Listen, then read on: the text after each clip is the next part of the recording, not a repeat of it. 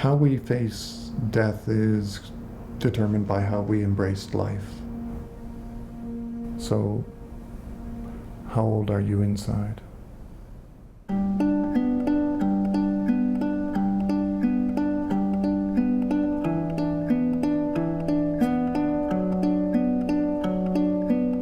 I saw the scans and I knew what those bright areas on the bone meant. Do you lay under the sun? A note to my son that I'm putting together for him, because I'll be dead soon. Do you anticipate a change in weather? Hey baby, I love you. I'm gonna miss you. Can you notice breathing slow?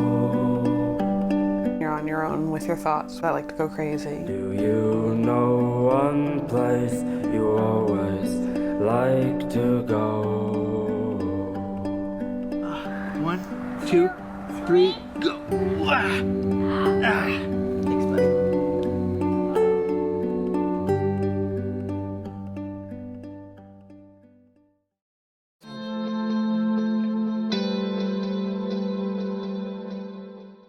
Where do we begin? Don't try to climb it. One time he was little, fun and fearless and funny and smart and willing to try just about anything. Lived and worked in 5 continents. Learned so much about himself and about life and the world. He's a funny guy. Come here.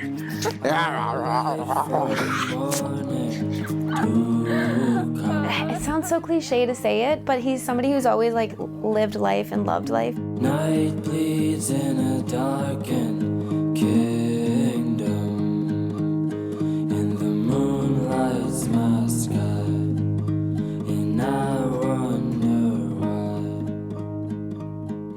why. Sorry about all the slurping, Dave.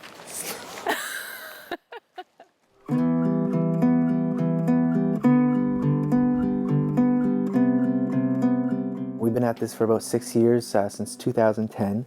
I had a sketchy mole on my back, so they took it off and did a biopsy on it. And then it got back to me, and it turns out it was melanoma. I'm in it to win it, he said. That was the first email. Yeah. I got a phone call. I can remember very distinctly where I was, what time of day it was, what we were planning for the rest of the evening. Just our lives just kind of suddenly bottomed out. Cancer is that word that you don't want to hear. Particularly, you don't want to hear it about your child. Yes, he used the word, little health scare, Mum. I'm having an operation. I just have to ask you not to Google melanoma, which of course we did immediately. Looked at the statistics and just were absolutely devastated. That's when we started our fight. We had these plans to move away to Australia. I was going to go to nursing school, and we were a month or a month and a half away from leaving. We had sold pretty much everything in our apartment at the time. All of a sudden you come to a stop sign, you're like, okay, I don't even know if he's going to be here 3 months from now, like, let alone going to Australia together and having this amazing life abroad. And so it was awful. She wanted to get married. She wanted to buy a house. She wanted to have a baby. And, I was traveling a lot and doing a lot of, like, selfish things just for me. And, like, all in, like, one day, it just occurred to me, like, that, this was it. This is the woman that I want to spend the rest of my life with. So the first surgery that I had was on my lymph nodes. That's usually where they'll go next. So I decided I would propose to her after my surgery. It's, when I describe it, it's like the most unromantic story on earth. But at the time I was like, yeah, this is cool. I'm gonna just, like, right after surgery, bam. I'm pretty sure she said yes. It all worked out in the end.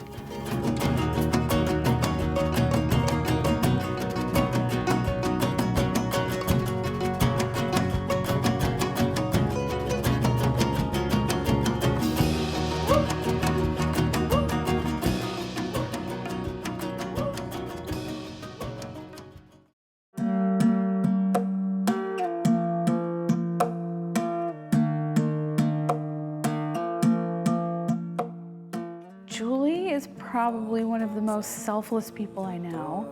Definitely. She's the type of person that even if she had nothing, she'd give you the shirt off her back. So it's kind of cool to have someone like that in your life, but it's like you're always trying to think of ways to make that up because she just doesn't even think about it. Doesn't expect anything in return. She's really one of a kind, I guess. It's the best way I can describe her. She's great, funny personality, always quick with a joke, and tries to see the best in everything and everyone. Good qualities to have.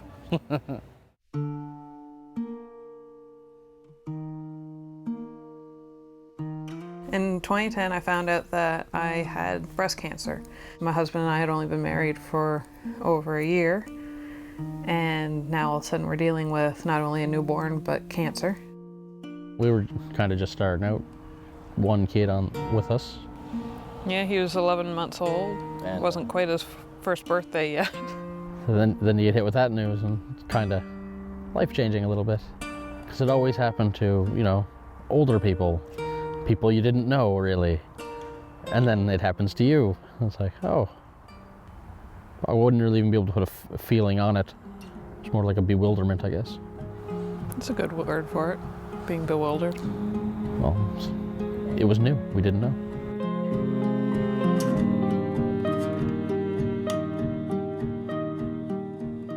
They took out the tumor, and they told me that the lymph nodes were clear. At that point, I figured that I was doing okay and that I might actually be around for decades instead of just a couple of years. We decided we would try to have at least one more child, and we didn't know if it was ever going to happen. So it was a complete surprise when we finally found out that we were pregnant. We had actually decided to only have 2 children after that, and then found out that we were pregnant with a third.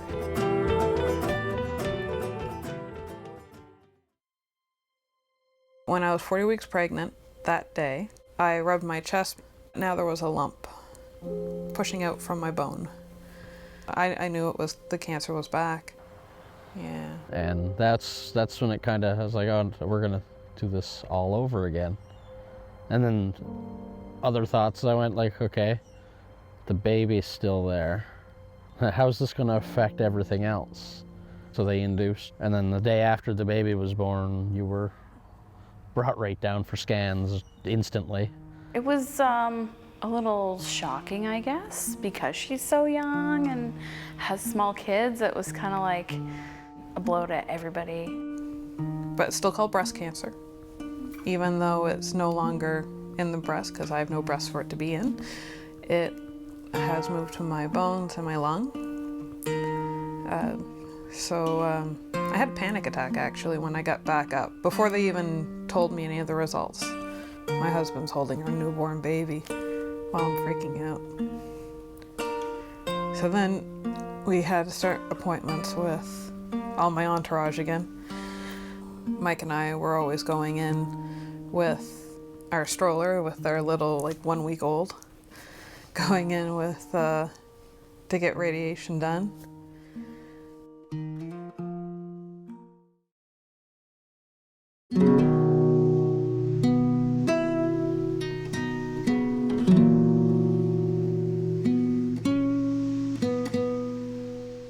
You get a cancer diagnosis and the bottom falls out of your life. And a lot of people, even with a very treatable cancer, they think about death. It becomes part of the secret inner world of their heart, and they're contemplating it. So I help them to be deeply authentic in the experience. I help them to negotiate with that mortality and the unknown future. Don't waste a crisis. Use the crisis to amplify love, deepen their humanity, and connect more fully with their life.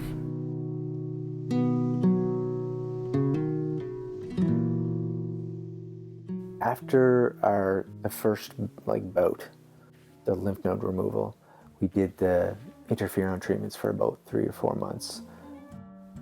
And then we had a couple years where there was no evidence of cancer in his body.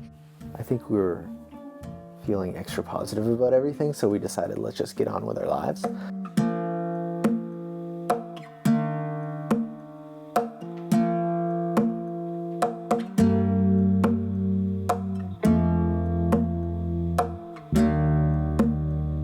About 3 months before she gave birth to Finn, that's when I had the scan that came back with the tumor in my stomach and my lung. So that was kind of a holy shit moment there. Yeah. I knew he was gonna die. Like, I figured, okay, like, I don't know how long he has, but I honestly didn't even think he'd have this long. Like, I just thought, okay, he's gonna die. And like, I've always kind of had that feeling, even when he got cancer the first time. And I don't know, maybe everybody feels that way, because that's what everybody associates cancer with, is you get cancer and you die. That's what people do. Like, I just remember even when Finn was a baby, just thinking like, okay, it's gonna be me and him. Even when he was still in my belly, I was like, okay, like, it's just us and it's gonna be us. And we just had to be okay with that. I've met a lot of doctors.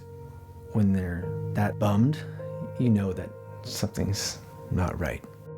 The only thing that I was thinking at that moment was, am I gonna meet my son? And I asked her and she said, when is that gonna be? And when she said that, like, when is he due? I was like, oh fuck, like, this is serious.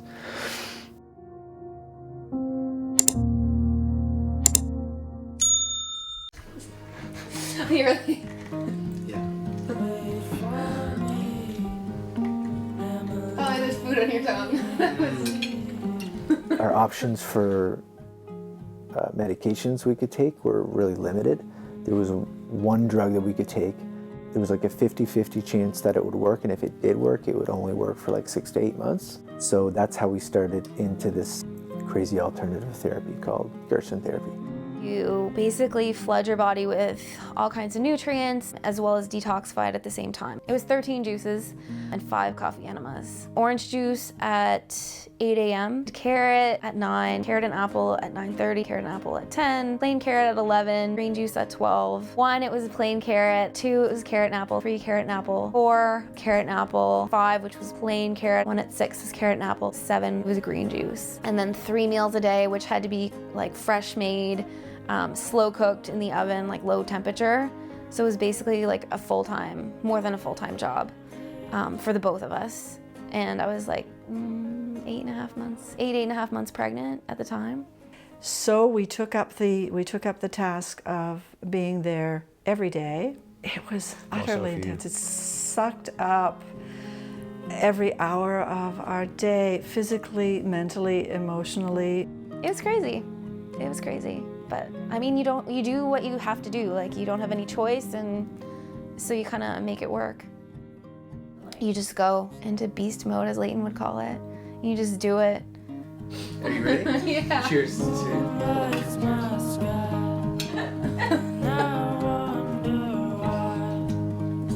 yeah. All I can say is I'm extremely graceful in everything that I do. Yep. I eat loud and She does fast. eat loud.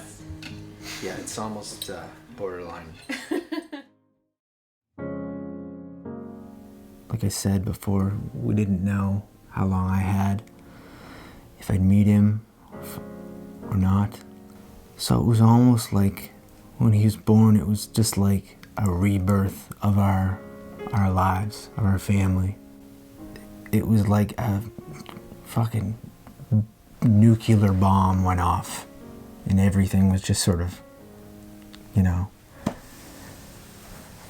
full of smoke, and here comes this fucking beautiful baby boy out of nowhere with a full head of hair, you know, eyes wide,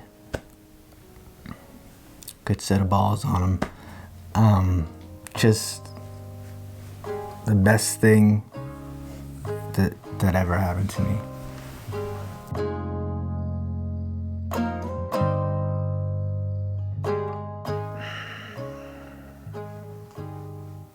It was a good day.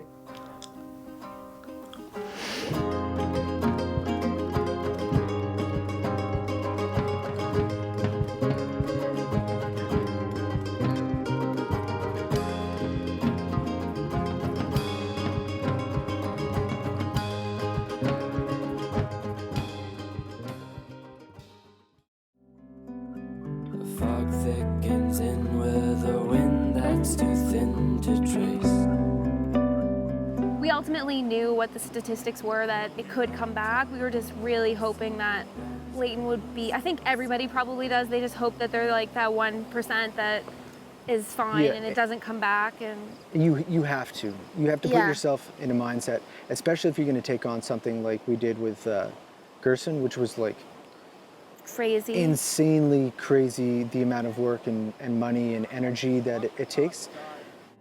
He was down to like maybe 9 juices a day and like 4 coffee enemas or something, which means that we could get out for like a 2-hour stretch every day, which was a big deal for us. And we'd gotten, it was 1 week before he'd gotten a clean result of his body. So we were really like cloud 9, excited, like, okay, maybe the storm's over, like maybe we can breathe a sigh of relief now. Like it was the lightest we'd felt in a long, long time.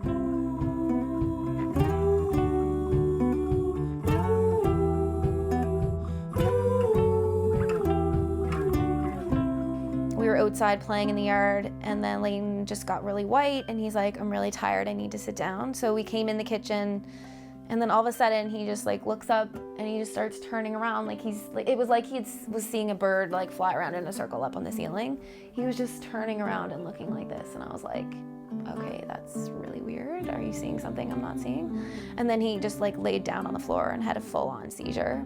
They did a CT at Emerge, and they confirmed that there was multiple tumors in his brain. So that was really, really hard, because we had thought like he was on the mend, and instead it's like, oh, worst case scenario, it's in his brain now. And so again, you know, we sank, our hearts sank. And again, Layton faced it with the extraordinary courage that he has shown for this past 6 years. Layton has been an inspiration in terms of not wanting others to worry, what have you, but you do. And also not to get elated when there's good news and dejected when there's bad news. So he wanted us to be on this level keel. It's as though we've been living on a loop, you know, with the hope, the despair, feeling really good, kind of, okay, breathing, and then suddenly the worst happens in terms of a result.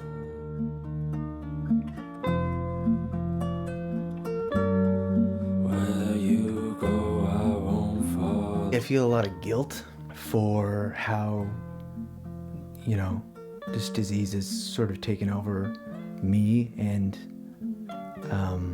my family. Some days you're like, oh, I just wish this would all be over. Like, I just want it over with. But then you're like, oh wait, but that means that he won't be here.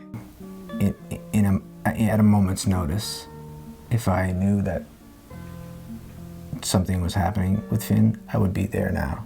You know, if I had to give my life today for his, I would now, in a second. And ironically, I have the same feelings about Candace, but that's the situation that we were dealt. When you get a terminal prognosis in your 80s, it can feel like life flew by too quickly. In your 70s, you feel gypped because you want a few more years. In your 60s, it's painful because you want to see your grandchildren get married. In your 50s, you're like, I'm at the top of my game here. In your 40s, your career's cut short. In your 30s, your marriage and family are cut short. There's no good time to die.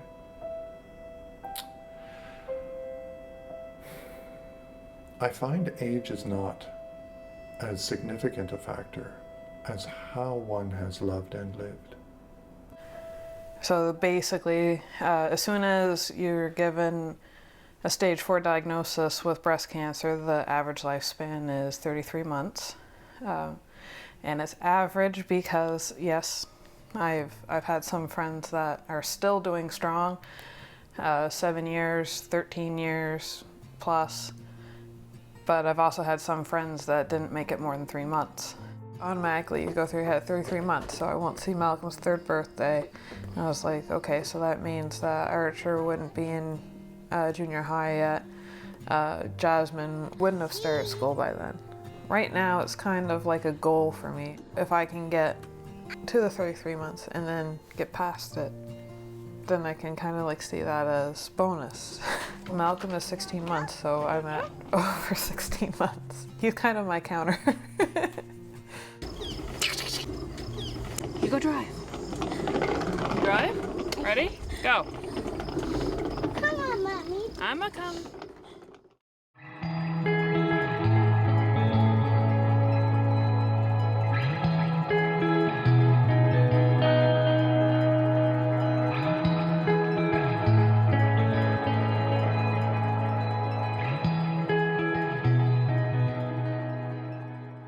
I would call her a creative fighter with everything that has gone on, because she would not take really no for an answer with the we'll go back to her reconstruction fight.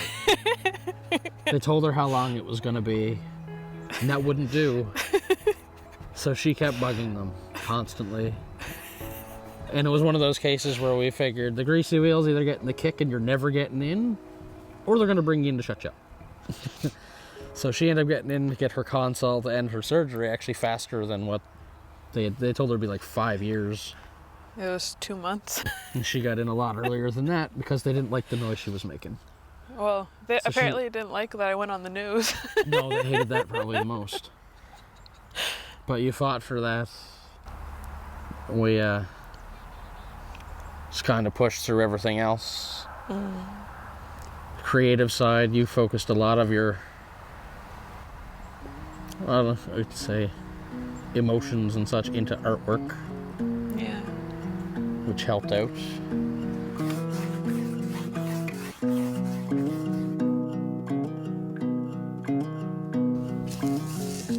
Art is more for expression, and I've always loved doing art. Breathe me in your skin, I breathe you in my skin the most.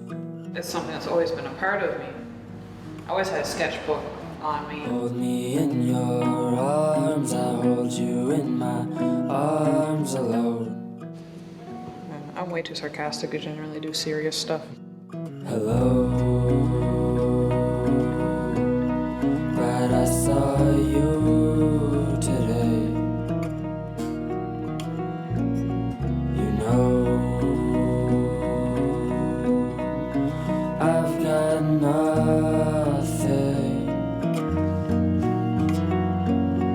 to say. Art is an outlet, but it's also a therapy. It's very therapeutic. It gets you out of your head, so you're concentrating on something else. There's another focus in your life. You don't have that thought of what's the next scan going to be. Need me like I need you like you needed me. Take a look overhead, I take a look overhead, I see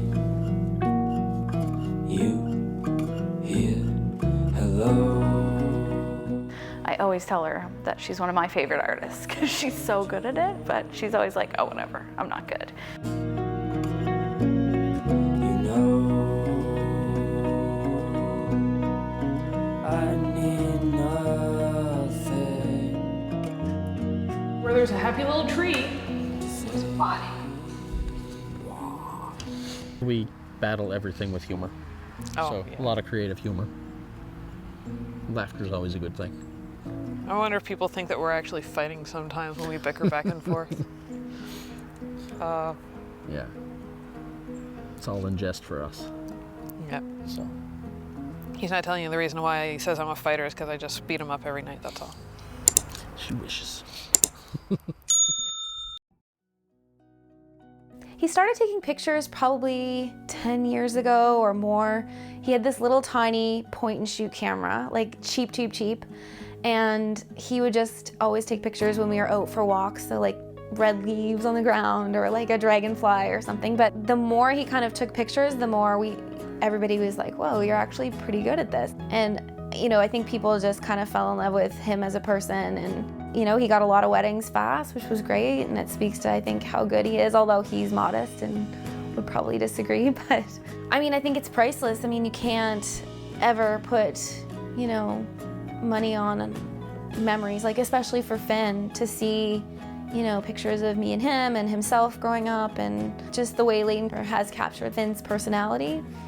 I think it will explain a lot to Finn when he's older just through the photos. I don't make any money at it anymore, but I still get to take pictures of Finn, which is obviously better than shooting a wedding. No offense to all the amazing brides and grooms I've gotten a chance to hang out with, but yeah, I've enjoyed myself.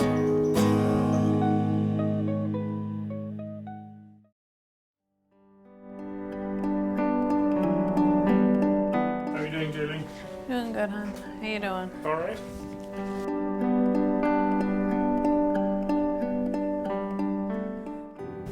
Good news? He's very good.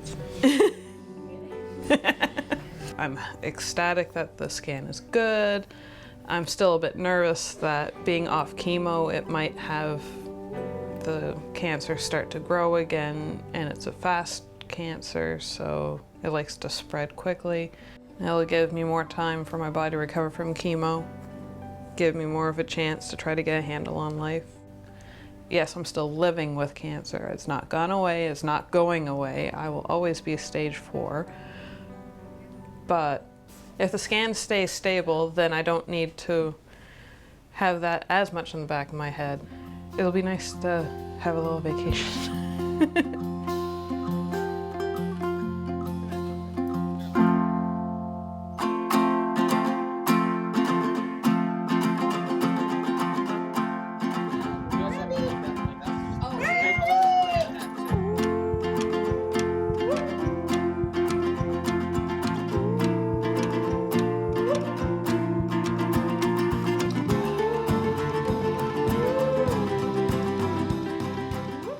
I see you, Mommy. I see you. Try to be very careful. Look, Jasmine.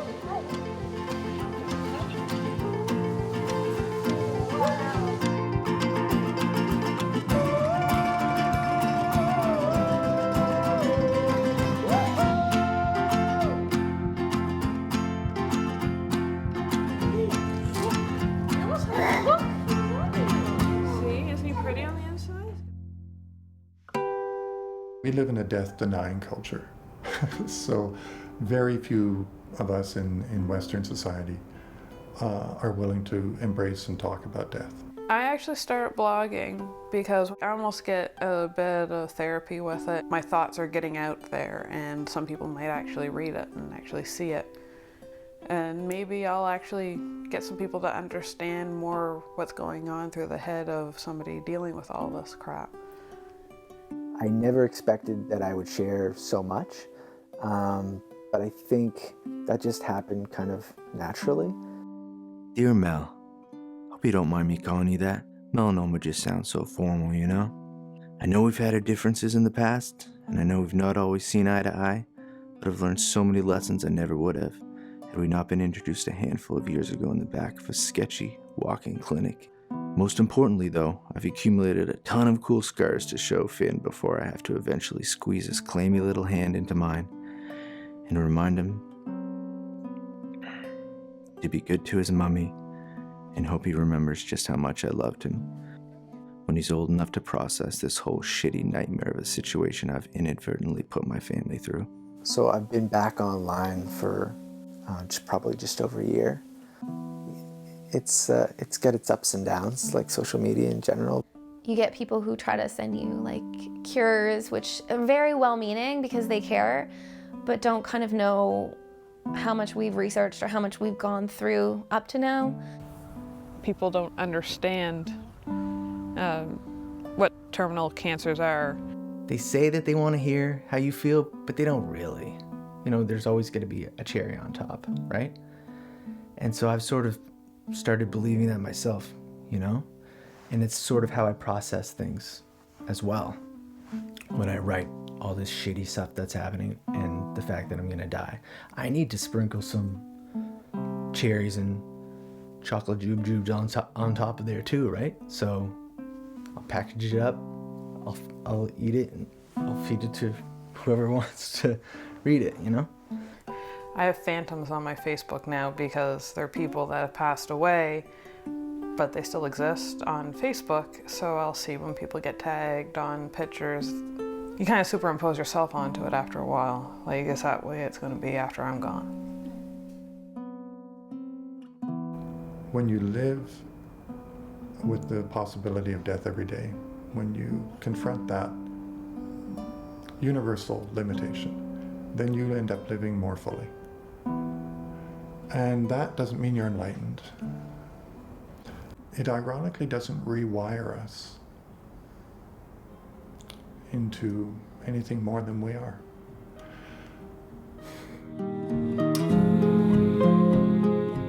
I don't understand life or death too much myself, so I guess that's why a lot of it goes day to day. And I highly encourage people to go day to day. It's nice to think about in a couple weeks, in a couple months, in a couple years. But you got to be present. You have to try and do what you can when you can, and not overwhelm yourself with the possibilities of what's going to happen down the road. Oh, we're going to Halcon. We like being able to cosplay at it. It's one of the few times that you get to dress up and not get laughed at. Assassin's Creed Syndicate. I would be Evie Fry, and Mike is Jacob Fry. Well, we both like video games and D&D type stuff and Halloween. RPGs. Yeah, and Halloween. Both big fans of Halloween, so. We get props that. Whoop. Yeah, now it's not working. Yes. Oh, it might work this time. Yeah. I'm going on swings.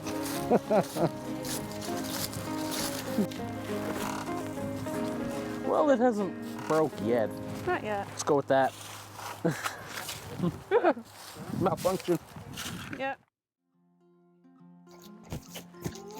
Hey, Granny, hey, Grandpa. See you soon. You have to make light of it. I refuse to be miserable. You know, There's enough of those I'm moments, aware, so we don't need to. I'm aware that this is gonna take my life, and it may be next month, and it may be next year, but I'm gonna try to have a good time until then, you know?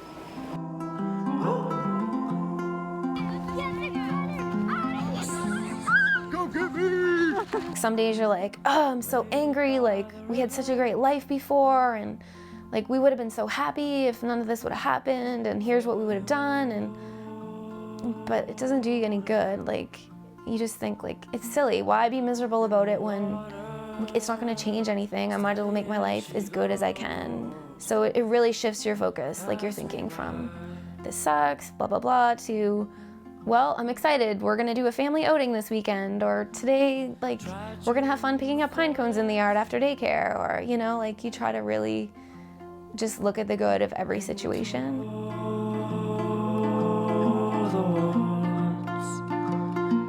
Oh, but the wind blew down the trees, didn't make a sound. Mommy, I see some. Here.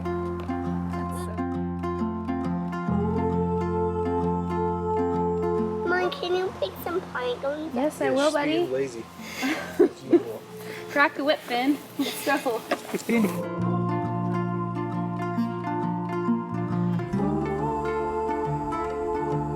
Let's put this in a cup. Okay, let's do it. Yeah. Oh, look. Good job. Did you miss any, though? But yeah. How do you want to die? It's been on your mind since diagnosis, but you've probably been protecting your family from it, and they've been protecting you from it, right? But everyone thinks about it.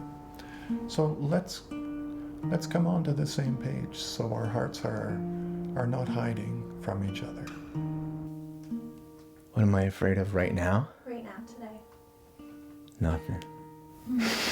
That's a lie. Biggest fear is dying. Here's death, and it's getting closer, and here it is in your face. It'll be really sudden for some reason. Like, we miss something in a scan, and the kids will be the ones that find me. And that they'll be alone. People say, you know, you're so honest and you're so brave, and like, if we're really being honest here, it's fucking terrifying to know that I'm gonna die. So we've got Granny here, Grandpa here, some random relative who I've never met, and this will be my spot here. It's really hard to sum up like your life and the way you feel about it and how you want to be remembered and putting it on a headstone. So I feel like something short and sweet, kind of like my life.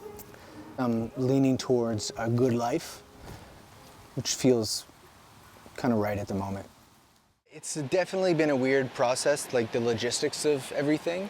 And when I talk to people about it, they're either too uncomfortable to talk about it, or they'll ask lots of questions like I did. Like, you learn lots of different things about being buried, and just like, even just getting a headstone is like a pretty complex process, and there's a lot of things that you need to think about. Which I think most people who are dying don't have to Yeah, think and about. the problem is I was diagnosed and it looked pretty grim, but the longer you stay alive, the longer you start thinking about this stuff. And I don't want Candace to she's gonna have a ton on her plate as it is. So I figure while I'm here, I might as well just sort of check off some of the boxes. Layton's still so young, you know, and he still could have done a lot more than what he's gonna have. Mind you, you've done a lot. You've done more in your life so far, I think, than a lot of people have done in their, 60, 70 years. Because he was always somebody that lived life to the fullest and never cared about societal pressure or what he was supposed to do. He kind of just always did his own thing. So I didn't always appreciate that at the time, but yeah. I'm really glad now that he did everything that he wanted to do, because now, yes, there's more that you could have done, but ultimately you're happy with how much you did in your life. I feel content, like this is where I want to be, you know? Yeah.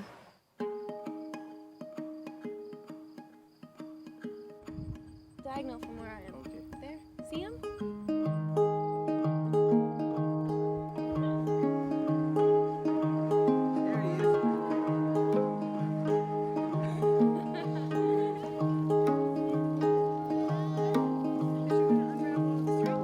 Outside the sky is blue, the ground is white, there's no sign of the night.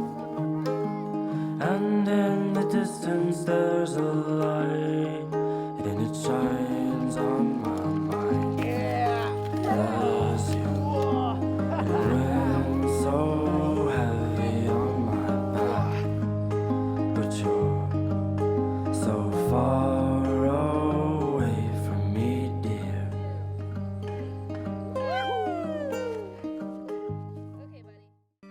When you know you're gonna die, and there's a good chance that your son who's been just born is most likely not gonna remember you.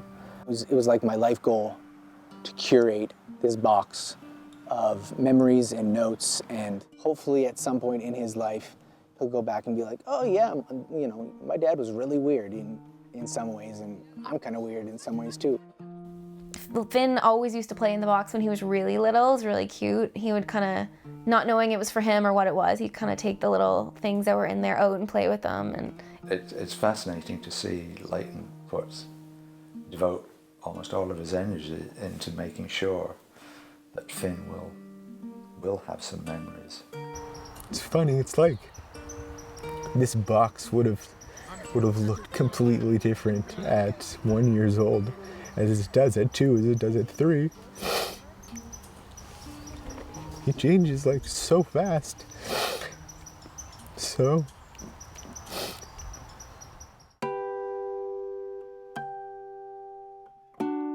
it's difficult to describe the feelings of love for your child. It's like no other love. if things wouldn't have happened the way they did, like in terms of us getting pregnant, like Layton would have been sick and we would have never had him. So we're so happy that we did. And like, honestly, he's what Layton lives for. He's what Layton has done Gerson for. He's, you know, he gets us through the day every day. He's literally the reason that I get up in the morning. He comes in and he goes, "Daddy, wake up." Oh no! We always had that in the back of our minds. Whether or not I was going to be here or not, we know now that I'm not. But we also know that within all that crazy mess was born like proof that I existed, and Candace and I, our love existed, you know? And that means everything to me. I'm not going to be able to be there to sort of guide him and protect him and tell him I love him. A son needs his dad, you know? So I hope he gets one in one way or another, you know, in one form or another. And I'm confident that'll happen.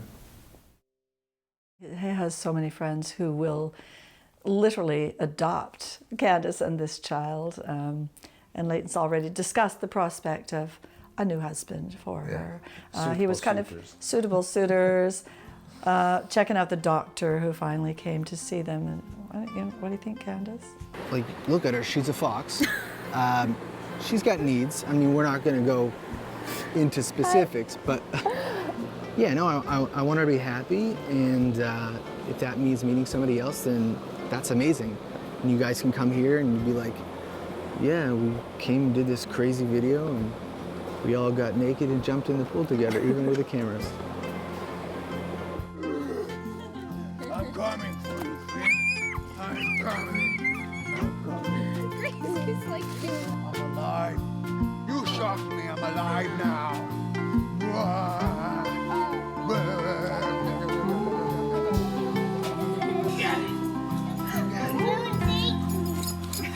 Dog.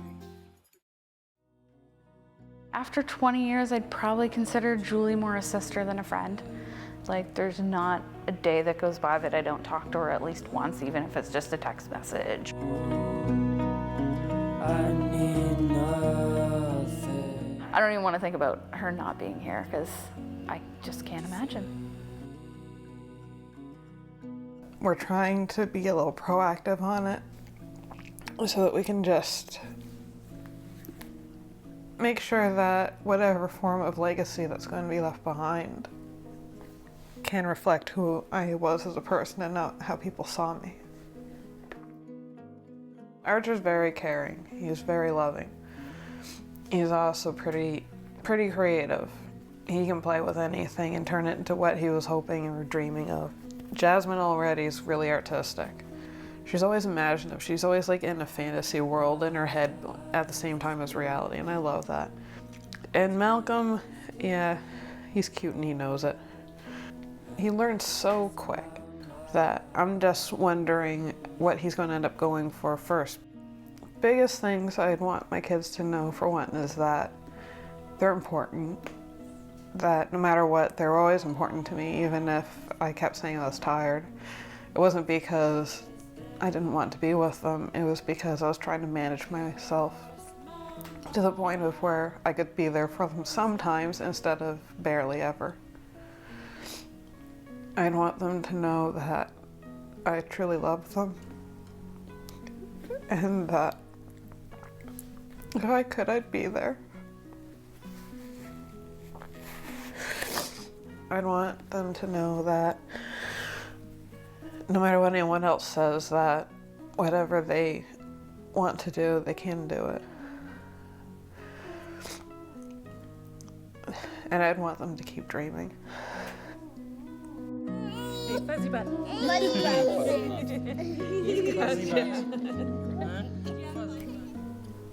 I guess I just want them to remember me.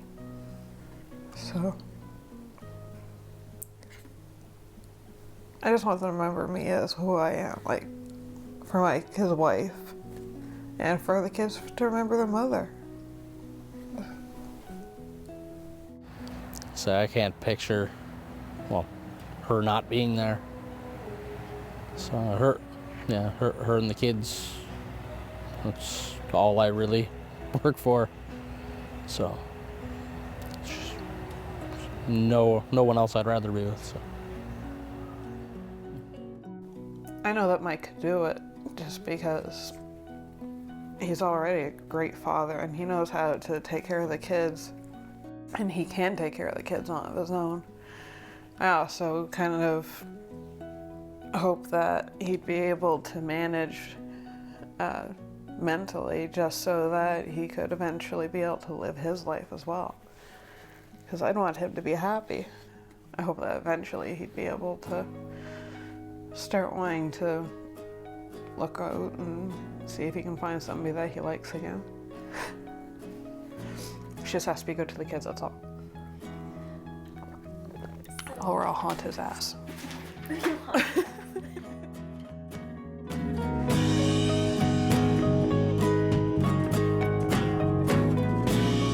Michelle makes good force, doesn't she? You take one.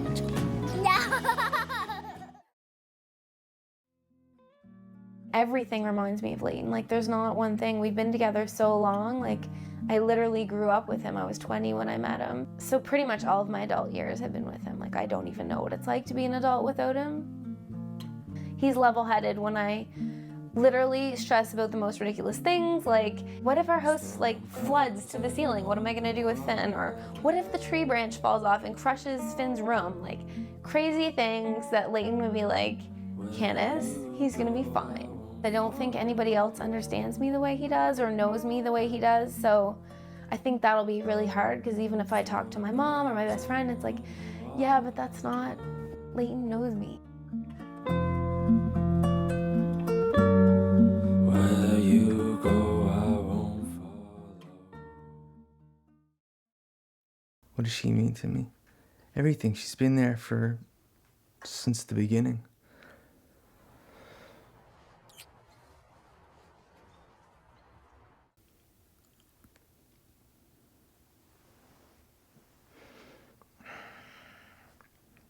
I'm doing my best to try to think of something funny to say. Just kidding. She's sacrificed everything for me.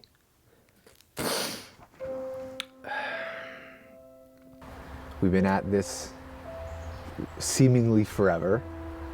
I've been sick more than while we've been together than not.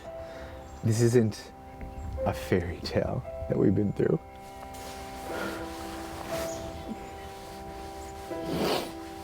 But sometimes it feels like sometimes it feels like it has. It is. We've had the best of both. The best and the worst, I guess you'd say. And that's the tricky thing about being sick, is that you realize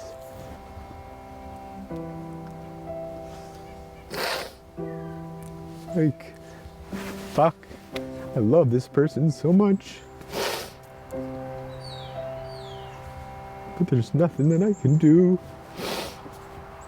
You know, hard like, from my point of view too, because I know. There's literally nothing I can do besides call the doctor or get him his medicine. Like, that's hard to like see somebody so upset all the time and not be able to take it away. For Layton, I can't believe you put us through. No, I'm just joking.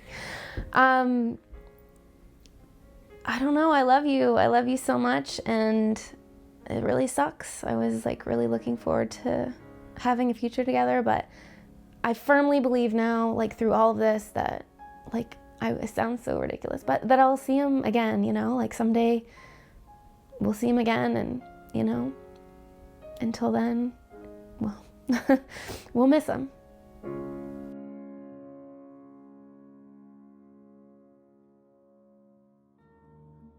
Why did you want to share your story? I kind of wanted people to understand the side of the fence, basically. To know that no matter what, you can still live your life with cancer, or you can live your life with whatever is ailing you. I might not make it, but I'm going to be okay. I want people to make sure that they know that they're still around. Like, they're still in existence, so exist. See the breeze moving through the trees when the storm is near. I hear the wind singing. I've come to suspect that your spirituality is not determined by what you believe. It's determined by the quality of your love. Because when we die, we discover love is what it's all about.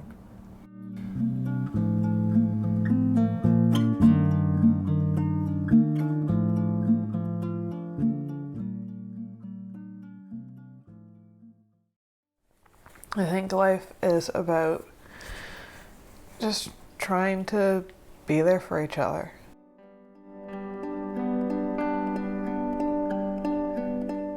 You should love each other, cherish each other, support each other. I think that a lot of people forget that we're all in it together and that this is all we have.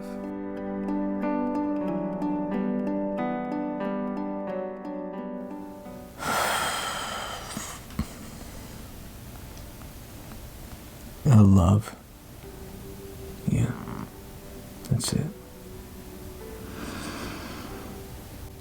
Nothing else matters, you know, when somebody says your life's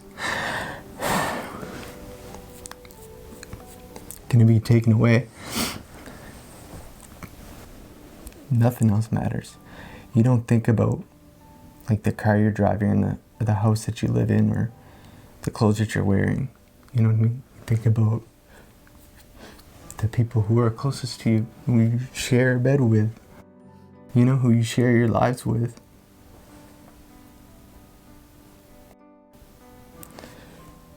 And even though you don't tell them every day,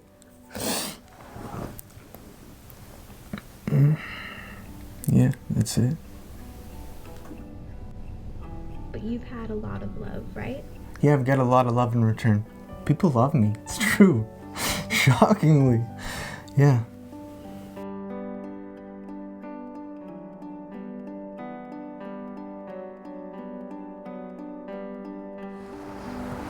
Just trying to break the awkwardness. Love you.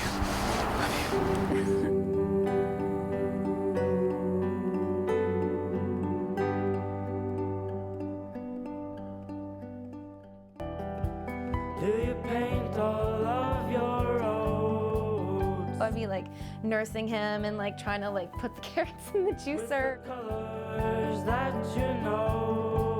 Hey, hold fishies. You're not holding them and they're not pidgeys. Peaceful place to stay.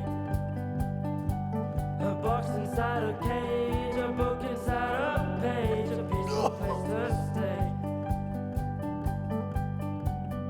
We told Layton we were keeping this like right light. Absolutely, yes. She's really a terrible human being. I'm surprised you'd want her in this. Okay. Just like his dad.